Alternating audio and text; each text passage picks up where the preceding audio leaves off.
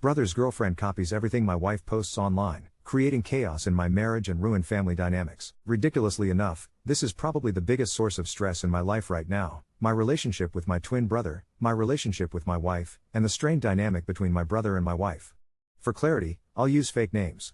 I'm me, my wife is Afton, my twin is Ian, and my brother's girlfriend is Rebecca. My wife Afton deals with anxiety and also struggles with depression. She's on medication for it, and I've watched her entire relationship with social media teeter on the edge of collapse because of what's been happening. Pinterest has become her one safe haven. She organizes her entire life on there and relies on it to keep her grounded. Now she's thinking about deleting even that. I started dating Afton right after high school, and she and Ian always got along well. We even went on some trips together, just the three of us. When she started college, I scored an internship, so Ian and Afton would have lunch together, share memes, carpool. They were actual friends. That backdrop is important, because now Afton and my brother don't speak at all, and Rebecca is doing nothing to help that. When Ian began dating Rebecca, everything changed. Suddenly, Afton didn't seem to exist to him. He stopped having lunch with her, stopped even replying to her messages. It became obvious to me that he only needed Afton as a friend until he had a girlfriend of his own. This hit Afton hard. She's had a history of people using her for emotional support and friendship, but the second someone better came along, they'd ghost her. Ian's move stung, and added to that, Rebecca's involvement has left a permanent scar on how Afton sees him. I never had a good relationship with Rebecca from the get-go. Even before they were a couple, she started working at the same place as Ian. I made a few, let's just say, less than flattering, comments about her after seeing her around. Nothing terrible, but not nice, either. When my brother announced that he and Rebecca were officially dating, all four of us went out to dinner. It was underwhelming, to say the least. Afterward, Ian specifically asked for my honest opinion of Rebecca, so I told him how I felt. He didn't like it, not surprising, since I'd already made my thoughts clear even before he admitted he liked her. I'd called out that she didn't seem to have many interests of her own and tended to latch on to whatever those around her liked. Both Afton and I picked up on this, especially because Afton's mom is the exact same way. It's brought nothing but bad memories for her. Shortly after that, I found out Ian had told Rebecca everything I'd said about her. Every single thing, both what I'd mentioned before I knew they were dating, and my honest answer after dinner. I was furious. I didn't even outright dislike Rebecca at that point, but now she was convinced I, and Afton, hated her guts. Worse, my trust in Ian was gone. It felt like I couldn't say anything to my own brother without him running to someone he had barely known for one semester. Fast forward, Ian and I have graduated, I've married Afton, and we moved to a bigger city not far from our college town. By this point, Ian's relationship with Afton was in tatters, my relationship with Ian was tense, and, inevitably, Afton and I were fighting, always about Rebecca. The copying started on Facebook. Afton noticed Rebecca following the same pages, and later, creating nearly identical Pinterest boards. At first, neither of us thought much of it. Social media is about sharing, right? But then, every time Afton posted something, an idea, a picture, a new board, Rebecca would quickly save it, or make her own version. It got under Afton's skin. Eventually, she blocked Rebecca on Facebook. At the time, I thought Afton was being harsh, but now I realize Rebecca probably never was even a real friend on Facebook. She had to go out of her way, searching Afton's profile, to see those posts. This all made things worse. Rebecca wanted to come over to our apartment. We weren't married yet at that point, but Afton was so distressed she was convinced Rebecca would use it as a template for her own place one day.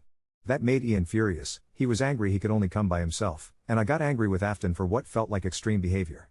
Then Afton told me she was planning to block my brother too, because she was certain Rebecca was using his account to keep tabs on her posts.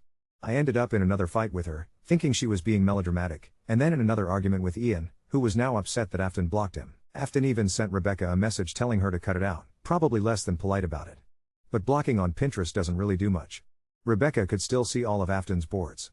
So Afton painstakingly made everything private, which ruined the entire organization of her meticulously curated boards. I didn't think much of this at the time, but it really stressed her out. Then, Afton's sisters told her Rebecca sent them friend requests, even though they'd never met her. Afton explained to her sisters what was going on and asked them to block Rebecca or make their profiles private. Eventually, I asked my brother about all this, called it nonsense. He said Rebecca told him she accidentally friended Afton's sisters. I wanted to believe him, but it was a stretch. Things continued to spiral. Afton tried repeatedly to get Rebecca to just leave her alone, but Rebecca denied everything. Afton was growing more and more anxious about posting anything online, convinced that Rebecca would copy it. The friction between me, Ian, and Afton deepened. Ian even started talking to me about the future. What happens when I have kids?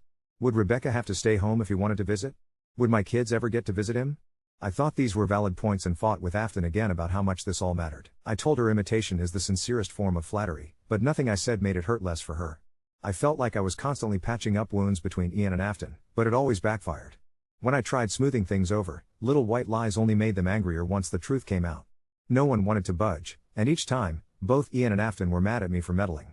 Through all of this, Ian was insistent about game nights, how we can't keep living like this. Finally, I managed to get Afton to come along to a few at my brother's apartment. I thought things were getting better. Rebecca was making an effort, chatting with Afton, showing interest in her life. I tried to reassure Afton, maybe things could work out. She didn't have a great time, but she went along for my sake. But then, one night, I found Afton crying, completely overwhelmed. She couldn't take it anymore, she just wanted Rebecca to leave her alone, and honestly, I don't know what to do next. Update 1. I'm starting to piece together exactly what's setting off all the alarms, pins on Pinterest, each one cataloging clothes that are identical to what Afton wore on our game nights, down to the brand and style. It's unnerving. I finally concede, no more game nights.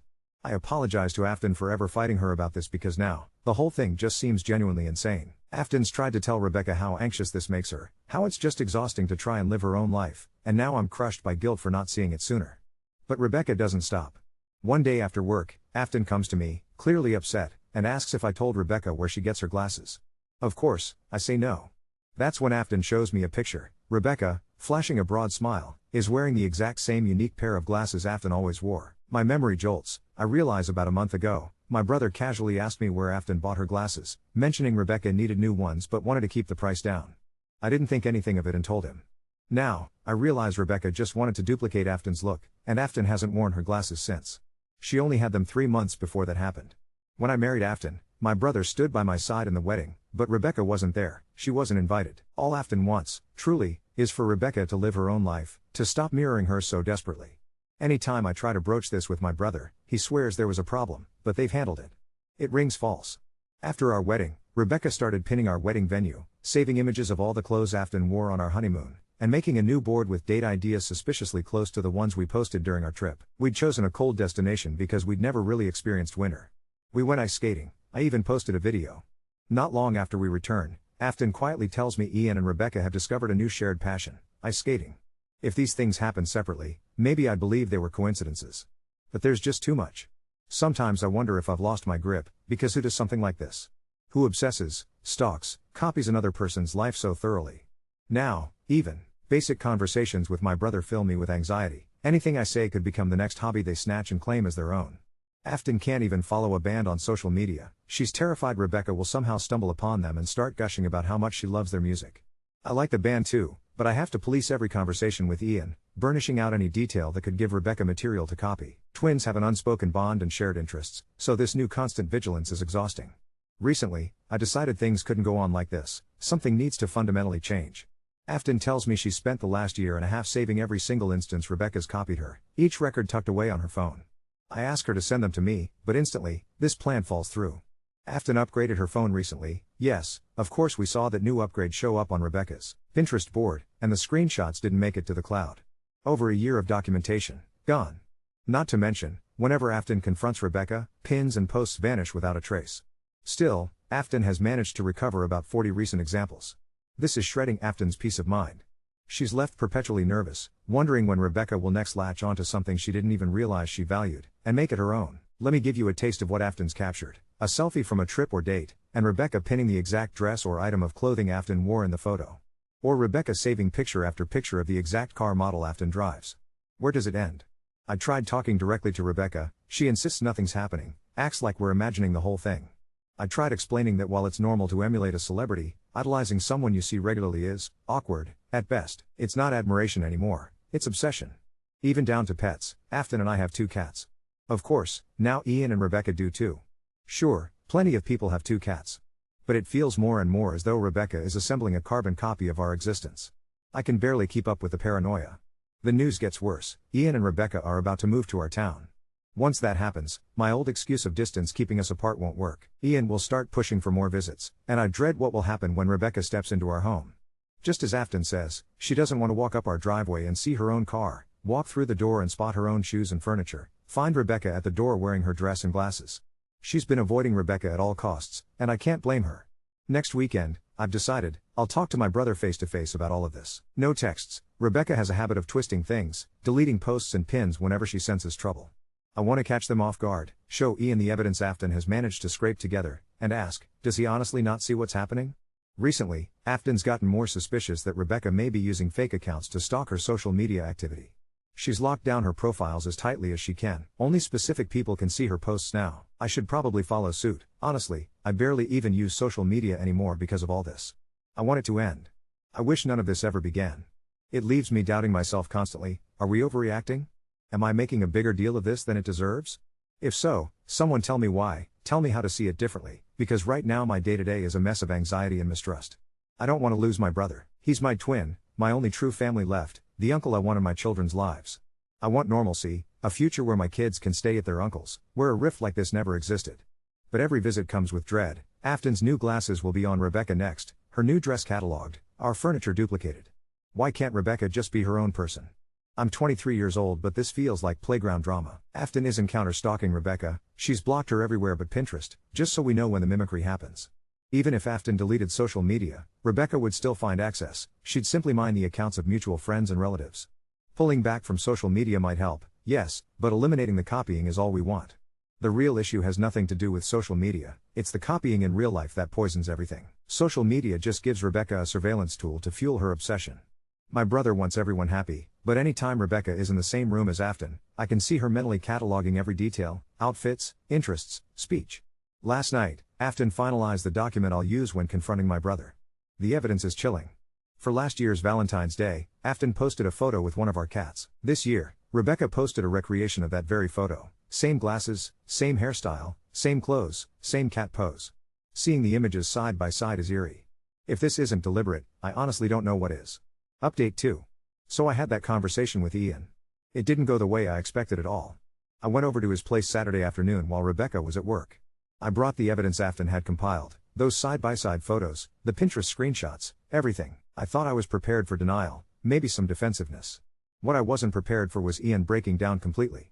The moment I showed him the Valentine's Day photo comparison, he just cracked. Started crying right there on his couch. Turns out he's been aware of Rebecca's behavior for months, maybe longer. He's tried talking to her about it multiple times, but she either denies it or gets so upset that he backs down. He said he's been losing sleep over it, knowing it was destroying his relationship with me and Afton, but feeling trapped. I love her, he kept saying, but I don't know who she is anymore. Then he told me something that made my blood run cold. About 2 months ago, he caught Rebecca going through his phone, specifically looking at our text conversations. When he confronted her, she claimed she was just trying to understand why Afton hated her so much. But Ian realized she'd been doing it for who knows how long, mining our conversations for details about Afton's life. That's when I understood how Rebecca knew about Afton's glasses, our honeymoon activities, even some of the more obscure things she'd copied. Ian had been unknowingly feeding her information through their casual conversations and his phone. But here's where it gets really messed up. Ian also told me that Rebecca has been talking about wanting to get pregnant soon. She's been bringing it up constantly, saying she wants to start their family before they're even properly settled. Ian's not ready, they've only been together for a year and a half, he's just starting his career, and frankly, he's beginning to question their entire relationship. The conversation was going well, all things considered. Ian seemed genuinely remorseful and ready to address Rebecca's behavior. We were making plans for him to have a serious talk with her, set boundaries, maybe even suggest therapy. I started feeling hopeful that we could fix this. Then Rebecca came home early. The second she walked through the door and saw us sitting there with papers spread out, her entire demeanor changed. She didn't even ask what we were discussing, she just knew. Her face went completely blank, which was somehow scarier than if she'd gotten angry. "Oh," she said, voice perfectly calm, "having a nice chat about me?" Ian tried to explain that we were just talking, but she cut him off. She walked over, picked up one of the printed screenshots, and studied it for a long moment. Then she laughed. Actually laughed. "This is what you think I am? Some kind of stalker?" She looked directly at me. "Your wife is so paranoid she thinks someone wanting similar things is a personal attack on her." I tried to stay calm, told her we just wanted to clear the air, that maybe we could all talk through this together. But Rebecca wasn't having it. She started going through each piece of evidence, dismissing it all as coincidence or claiming she'd had those interests long before Afton. The glasses? She'd been wanting that style for years. The car? She'd always preferred that model. The cats? Ian had wanted pets, and she'd simply agreed. Everything had an explanation that made us sound like the crazy ones. But then Ian did something that surprised me. He spoke up. "Becca, we've talked about this. The Pinterest boards, the photos. Some of this stuff is too specific to be coincidence." Her mask slipped for just a second. I saw something flash across her face, anger, maybe panic, before she composed herself again. I can't believe you're taking their side over mine, she said quietly. I thought you loved me, Ian. The manipulation was so obvious I wanted to scream, but I watched my brother crumble in real time. His resolve just evaporated. I do love you, he said. We need to figure this out. That's when Rebecca played her trump card. Well, you better figure out fast, she said, hand moving to her stomach, because I'm pregnant. The silence in that room was deafening. Ian went white. I felt like I'd been punched in the gut, because looking at Rebecca's face, I could see the calculation behind her timing. This wasn't a joyful announcement, it was a strategic move. Ian asked how long she'd known, and she said she'd just found out that morning. But something about the way she said it, the way she was watching Ian's reaction. I don't think she's lying about being pregnant, but I think she's been planning this moment. I left shortly after that, with nothing resolved and everything somehow worse. Ian walked me to my car, and the look in his eyes was pure panic. I don't know what to do, he whispered. What if she planned this?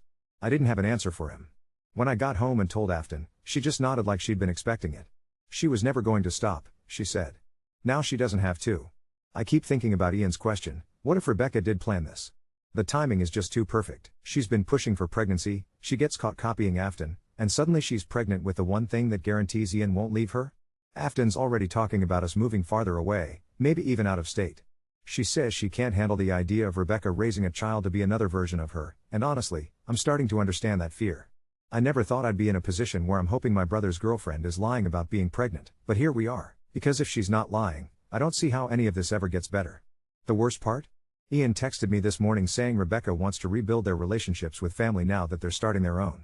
She wants to have dinner with me and Afton next week to clear the air and move forward. I haven't responded yet. I don't know what to say. But Afton's already made it clear, she's not going to that dinner, and she doesn't want Rebecca in our house ever again. I'm starting to think she's right. Update 3. I wish I could say things have gotten better, but if anything, they've spiraled completely out of control. The dinner Rebecca wanted? It never happened, obviously. Afton refused, and honestly, I was relieved. But that's not even the worst part of what's been going on. About a week after the pregnancy announcement, Ian showed up at our door at 11 p.m., looking like he hadn't slept in days. Afton was already in bed, so I stepped outside to talk to him. He was shaking, literally trembling, and I thought maybe he was having some kind of breakdown about becoming a father. She's not pregnant, he said, barely above a whisper. I stared at him. What do you mean? Turns out, Ian had been so shaken by Rebecca's timing that he'd been paying closer attention to everything she did. He noticed she wasn't showing any of the early pregnancy symptoms his friends' girlfriends had talked about. No morning sickness, no food aversions, nothing, so he started looking through her things when she wasn't around. He found the pregnancy test in her purse, negative. But he also found something else, a positive test that clearly wasn't hers. Different brand, different everything. When he confronted her about it, she completely broke down and admitted she'd bought the positive test off some girl from her old job who actually was pregnant. She said she did it because she was scared I was going to leave her, Ian told me, and I could see he was, barely holding it together. She said she just needed time to actually get pregnant for real, and then it wouldn't matter that she lied. I felt sick. This wasn't just copying anymore, this was manipulation on a level I hadn't even imagined Rebecca was capable of. But Ian wasn't done. There's more, he said. When I told her I knew about the fake test, she tried to seduce me. Right there in the middle of our fight. Said we could make it real and I'd never have to know the difference. The way he said it, I could tell something had happened. I asked him directly, and after a long pause, he nodded. I didn't want to, he said quietly. I was angry and hurt and confused, but she kept saying it would fix everything. And then afterward, she said now we really might have a baby, so what was the point of being upset about the test? I've never wanted to hit someone as much as I wanted to hit Rebecca in that moment. My brother had essentially been coerced into sex by someone who had just been caught lying about pregnancy to trap him. The manipulation was so twisted I could barely process it. Ian broke up with her that night. Packed a bag and came to stay with us, even though our apartment barely has room for 2 people, let alone 3. Afton was surprisingly understanding about the whole thing. I think she was just relieved that Ian was finally seeing Rebecca for who she really was. But Rebecca didn't just disappear quietly. She started showing up at Ian's work, crying and begging his coworkers to talk to him. She called me dozens of times, leaving voicemails about how I'd poisoned Ian against her and destroyed their perfect relationship. She even tried to get to Afton through her sisters again, messaging them that she was heartbroken and just wanted to understand what she'd done wrong. The breaking point came 3 days ago. Ian had finally agreed to meet Rebecca in public to get the last of his stuff from her apartment. They met at a coffee shop, and according to Ian, Rebecca seemed unusually calm. Too calm. She handed over his things without any drama, apologized for everything that happened, and said she hoped we could all be civil since they'd have to see each other around town. Ian thought maybe she was finally accepting it was over. He was wrong. That evening, Afton was going through her Pinterest like usual when she froze. You need to see this, she said, and her voice had this hollow quality that made my stomach drop. Rebecca had created an entirely new Pinterest account. The profile picture was a photo of Ian, one she'd clearly taken without him knowing. The bio read planning my future with my soulmate, and the boards were, I don't even know how to describe them. There was a board called Our Dream Wedding filled with venues, dresses, and flowers. Another called Our Future Home with house listings in our exact neighborhood. But the one that made me feel physically sick was called Baby Names We Love, dozens and dozens of pins about pregnancy, baby clothes, nursery designs. She was still planning a life with Ian. In her mind, their breakup was apparently just a temporary setback. But it gets worse. Afton kept looking through the account and found a board titled Family Time.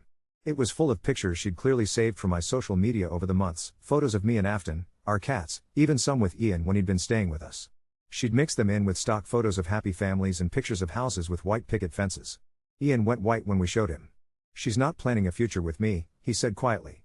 She's planning to become you guys. That's when something Afton said months ago finally clicked. Rebecca wasn't just copying Afton's style or interests. She was trying to become Afton. And now that Ian had left her, she was trying to insert herself into our entire life. Yesterday, our landlord called. Someone had been asking about apartments in our building, specifically mentioning they wanted to be close to friends who live here. They'd given detailed descriptions of our apartment layout and asked if any units with the same setup were available. We're moving. I put in my notice at work this morning, and Afton's already looking at jobs in other cities. Ian's coming with us. He's as scared of Rebecca as we are at this point. But here's what's really eating at me. Last night, Afton showed me something she'd been hiding from me for weeks. She'd been getting Facebook friend requests from accounts with no profile pictures and names like Amy Johnson or Sarah Davis, generic names with no mutual friends. When she'd click on them, the accounts would have no posts but would be following all the same pages she followed. I think she's been watching us through fake accounts this whole time, Afton said. Even when I blocked her, even when I made everything private. She's been finding ways. I keep thinking about what Ian said about Rebecca trying to become us. What if moving isn't enough? What if she follows us? The thought of looking over my shoulder for the rest of my life, wondering if that random person at the grocery store or the new neighbor who seems a little too friendly is actually Rebecca, is driving me crazy. Ian found out today that Rebecca called his mom, my mom, crying about their breakup and asking if there was anything she could do to help them work things out. Mom doesn't know the full story, but she mentioned to Ian that Rebecca had asked a lot of questions about our family, our childhood, even what Ian was like when we were kids. I don't think this is over. I think it's just beginning. Update 4. I thought moving would be the end of it. I was wrong. We've been in our new city for about 6 weeks now. 3 states away, new jobs, new apartment. We didn't tell anyone except my mom where we were going, and I made her promise not to share it with anyone. Ian found work at a local tech company, Afton got a position at a marketing firm, and for the first time in over a year, she seemed genuinely happy. She was posting on social media again, making Pinterest boards without paranoia, even talking about redecorating our new place. I should have known the peace wouldn't last. Last Monday, Afton came home from work looking shaken. She sat down on our couch and just stared at the wall for a few minutes before she could even speak. There's a woman at my office, she finally said. She started last week. Her name is Rachel. My stomach dropped. And? She has my exact haircut. The one I got right before we moved. Afton's hands were trembling as she showed me a picture from her company's internal newsletter. There was a woman who looked to be in her early 20s, blonde hair styled in the exact asymmetrical bob Afton had gotten specifically because she thought it was unique enough that Rebecca couldn't easily copy it. That could be a coincidence, I said, but even as the words left my mouth, I didn't believe them. She's from our college town, Afton said quietly. She mentioned it during her introduction. And when she saw me, she got this look on her face, like she recognized me. But then she pretended we'd never met. The next few days, Afton started paying attention to this Rachel person. She worked in a different department, but their paths crossed in the break room, the elevator, the parking garage, and every single day, Rachel was wearing something that looked eerily similar to outfits Afton had worn to work the previous week. She must be watching me, Afton said. Taking notes on what I wear and then recreating it. But how is that even possible? How could she get here so fast? How could she get a job at my company? I didn't have answers, but I had a terrible suspicion that was growing stronger every day. Friday night, Ian came home from work with his own bombshell. Remember how Rebecca was always vague about her job? He said. How she never really talked about what she did for work. I nodded. Rebecca had always been evasive when asked about her career, just saying she did freelance consulting or remote work. I ran into someone from college today. He told me Rebecca never had a regular job. Her parents have been supporting her this entire time. She's been living off their money, which is how she's had so much free time too. Ian gestured vaguely, do all of this. That night, I couldn't sleep. I kept thinking about Rebecca's resources, her obsession, and now this Rachel person who seemed to have appeared out of nowhere. At around 2 a.m., I did something I probably shouldn't have. I created a fake social media account and started looking for Rebecca online. What I found made my blood run cold. Rebecca's Pinterest account was still active, and it had evolved. The boards weren't just about copying Afton anymore, they were about our new city. Restaurants in our area, apartment complexes near where we lived, even the specific coffee shop Afton had started going to every morning before work. But the most disturbing board was titled New Beginnings. It was filled with job listings, apartment rentals, and what looked like research about how to change your appearance. I woke up Afton and Ian and showed them. We sat in our living room at 3 a.m., trying to figure out if we were losing our minds or if Rebecca had somehow orchestrated this Rachel situation. We need proof, Ian said. Real proof that it's actually her. The opportunity came sooner than expected. Yesterday, Afton's company was having a casual Friday mixer in the lobby. Afton texted me around lunch asking if I could pick her up instead of her driving, claiming she wasn't feeling well. But when I got there, she was waiting outside the building with her phone out. I got her, she whispered as she climbed into the car. Rachel was talking to someone near the window, and I managed to record part of the conversation. The video was shaky and the audio was muffled, but it was enough. Clear as day, we could hear Rachel talking to a coworker about her weekend plans. But the voice wasn't quite right, it sounded forced, like someone trying to change their accent or tone. And then, for just a moment, when she laughed at something the coworker said, the fake voice slipped. It was Rebecca's laugh. That same distinctive giggle that had grated on my nerves for months. She's here, Afton said, and I could see the panic building in her eyes. She followed us. She got a job at my company. She's been watching me every single day. We drove home in silence, both of us trying to process what this meant. Rebecca hadn't just copied Afton's life, she'd infiltrated it. The fake pregnancy, the manipulation, Ian leaving her, none of it had stopped her. If anything, it had made her more determined. When we got home, Ian was pacing around our living room like a caged animal. She called my work today, he said without preamble. Used a fake name, but I recognized her voice. She was asking HR about their policy on hiring family members of current employees. She's trying to get a job at your company too, I realized. It gets worse, Ian said. I called Mom after work. Rebecca showed up at her house yesterday, crying about how much she misses me and how she's getting her life together to prove she deserves another chance. She told Mom she'd gotten a new job in marketing and was really excited about this fresh start. The pieces were falling into place in the most horrifying way possible. Rebecca wasn't just following us, she was systematically inserting herself into every aspect of our new life. That evening, Afton made a decision that surprised me. Instead of hiding or quitting her job, she decided to confront Rachel directly. I can't keep running, she said. If this is Rebecca, she's going to keep following us no matter where we go. And if it's not her, then I'm being paranoid and need to deal with that too. This morning, Afton waited for Rachel in the parking garage before work. When Rachel arrived, Afton walked straight up to her car. Rebecca, she said simply. According to Afton, Rachel's entire facade crumbled instantly. Her shoulders sagged, the fake smile disappeared, and for a moment she looked exactly like the woman who had tormented us for months. I don't know what you're talking about, Rachel said, but her voice was different now, back to Rebecca's real voice. Stop, Afton said. Just stop. I know it's you. We all know it's you. Rebecca sat in her car for a long moment, and then she started crying, not the manipulative tears she'd used on Ian, but what seemed like genuine desperation.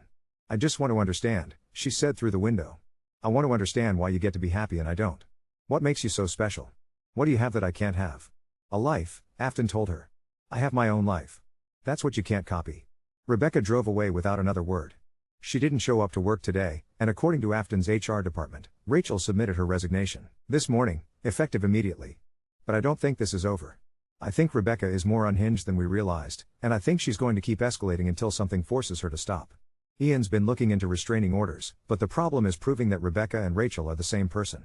We have suspicions, a recording that might not hold up in court, and a confrontation in a parking garage. What we don't have is legal proof that Rebecca traveled across 3 states, assumed a false identity, and got a job at Afton's company specifically to stalk her. But we're going to get it. Because I'm done running, and I'm done letting Rebecca control our lives.